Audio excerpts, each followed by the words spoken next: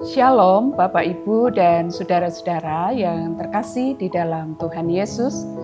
Kembali kita bertemu melalui renungan Bina Iman GKI Klasi Solo pada hari ini. Sebelum kita bersama mendengarkan dan merenungkan sabda Tuhan, mari kita berdoa. Ya Allah yang mengasihi kami, terima kasih karena Engkau masih memberikan kepada kami kesempatan untuk kami bersama berjumpa melalui renungan Bina Iman GKI Klasi Solo pada hari ini. Terima kasih karena Engkau masih memberikan kepada kami waktu untuk kami duduk diam, mendengar ketika Engkau berkata-kata. Engkau memeteraikan di dalam hati kami, menjadi semangat bagi kami di dalam kami mengerjakan misi Allah di tengah-tengah dunia ini. Kami memenuhi panggilan kami seperti yang Engkau kehendaki. Terima kasih Bapa, di dalam Tuhan Yesus Kristus kami berdoa. Amin. Sabda Tuhan pada hari ini diambil dari Injil Matius pasal 25 ayat 31 sampai dengan ayatnya yang ke-46. Apabila Anak Manusia datang dalam kemuliaannya dan semua malaikat bersama Dia, Ia akan bersemayam di atas tahta kemuliaannya. Semua bangsa akan dikumpulkan di hadapannya dan Ia akan memisahkan mereka seorang dari yang lain, sama seperti gembala memisahkan domba dari kambing. Ia akan menempatkan domba-domba di sebelah kanannya dan kambing-kambing di sebelah kirinya.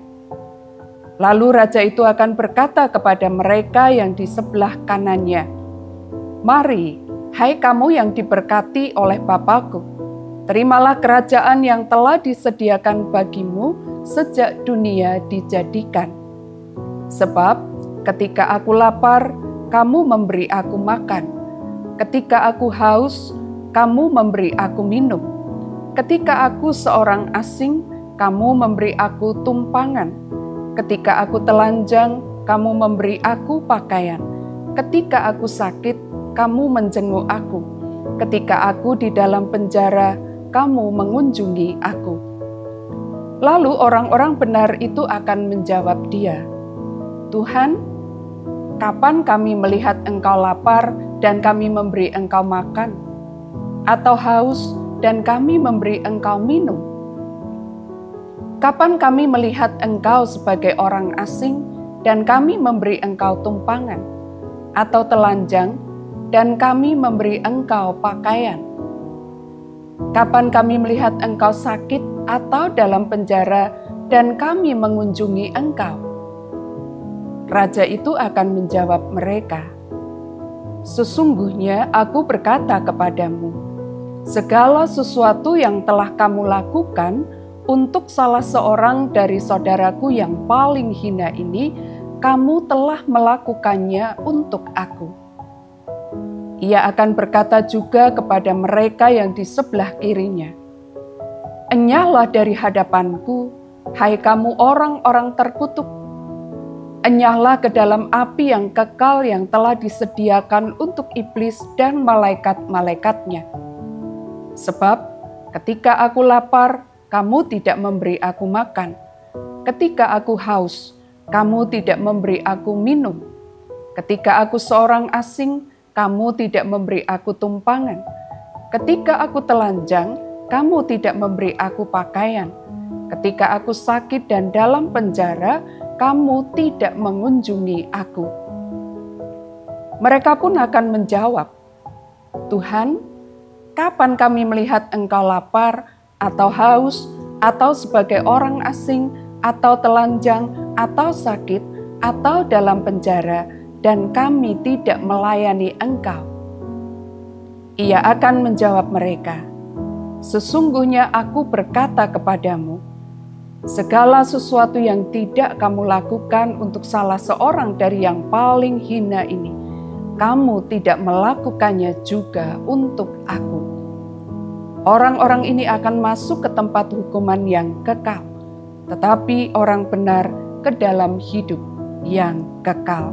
Demikian Injil Tuhan Yesus Kristus yang Dia nyatakan kepada kita pada hari ini. Bapak, Ibu, dan saudara-saudara yang dikasihi Tuhan, kita memperhatikan pada ayat 40 dan pada ayat yang ke-45 dari bacaan kita pada hari ini. Di dalam ayat 40 dan ayat 45 dinyatakan bahwa segala sesuatu yang dilakukan untuk seseorang yang paling hina, maka sesungguhnya itulah yang dilakukan bagi raja. Dan sebaliknya, segala sesuatu yang tidak dilakukan untuk orang yang paling hina, maka juga perbuatan itu tidak dilakukan untuk raja.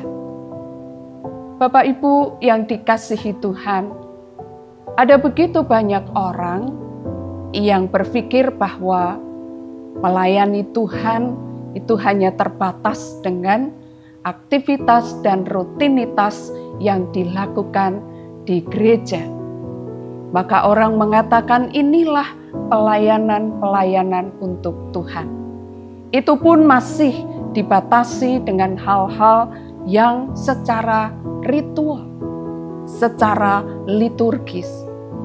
Tetapi untuk tindakan-tindakan nyata, ketika kita berada di dalam satu komunitas di gereja, kita tidak berkumpul dengan orang yang semua ada dalam keadaan yang sama, tetapi dengan orang-orang yang memiliki keadaan yang berbeda-beda, pergumulan yang berbeda-beda, masalah yang berbeda-beda, baik dari segi ekonomi, baik dari segi sosial, pendidikan, atau di dalam banyak hal.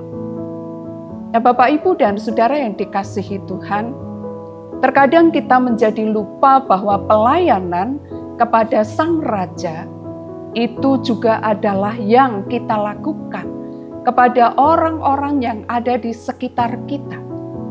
Dan kalau kita mengingat fokus pelayanan Tuhan Yesus, prioritas utama pelayanan yang dilakukan oleh Tuhan Yesus adalah diberikan kepada mereka yang lemah, adalah ditujukan kepada mereka yang terpinggirkan, adalah diutamakan kepada orang-orang yang diperlakukan secara tidak adil, kepada orang-orang yang diperlakukan secara tidak benar, kepada orang-orang yang oleh mata banyak orang tidak dilihat dan tidak dipandang. Kepada orang-orang yang seperti itulah fokus utama pelayanan yang diberikan oleh Tuhan Yesus. Tetapi bukan berarti bahwa Dia mengesampingkan pelayanan, perhatian, kasih, dan kepedulian kepada orang-orang yang berada dalam kondisi yang mapan, keadaan yang baik, di dalam segala kekuatan, dihargai dan dihormati, disambut, tidak juga. Nah, Bapak, Ibu, dan saudara yang dikasihi Tuhan, di dalam perikop kita tadi dengan jelas Tuhan mengatakan, kalau kita mau melayani Tuhan, maka jangan lupa bahwa di sekeliling kita itu juga ada orang-orang yang memerlukan uluran tangan kita. Kalau kita melihat keluar, kalau kita mau membuka mata kita lebar-lebar, maka kita tidak perlu jauh-jauh mencari. Tetapi di sekeliling kita pun ada begitu banyak orang yang memerlukan kepedulian kita, yang membutuhkan kehadiran kita, yang perlu untuk kita temani di dalam perjalanan hidup mereka. Tetapi kerap kali sama seperti pada umumnya orang-orang yang demikian, maka menjadi orang-orang yang terlupakan untuk diperhatikan, untuk dipedulikan. Di zaman yang semakin hari orang semakin hanya memikirkan dirinya sendiri, kepentingannya sendiri, hidupnya sendiri.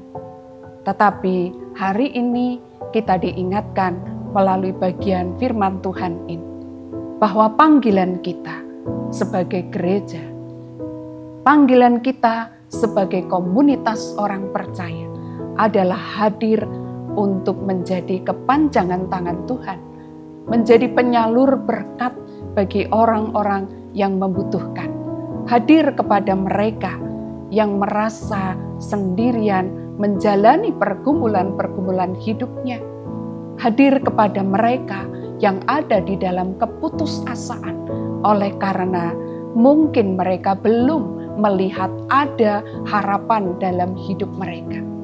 Hadir untuk mereka yang sedang memerlukan telinga untuk mendengarkan curahan isi hatinya. Hadir kepada mereka yang benar-benar merasakan kelemahan secara fisik, kelemahan secara ekonomi, kelemahan bahkan mungkin juga di dalam pengharapan dan imannya. Oleh karena berbagai macam tekanan, berbagai macam pergumulan. Orang lain menyingkir, orang lain pergi, orang lain meninggalkan. Tetapi kita sebagai orang-orang yang kalau kita mau jujur, kita pun sesungguhnya juga adalah orang yang tidak pantas untuk dipandang oleh Yesus. Tetapi nyatanya bahwa Dia memandang kita dengan penuh kasih. Kita yang tidak layak untuk menerima uluran tangannya, namun buktinya bahwa Dia mengulurkan tangannya kepada kita dan kita dibangkitkan pengharapan kita.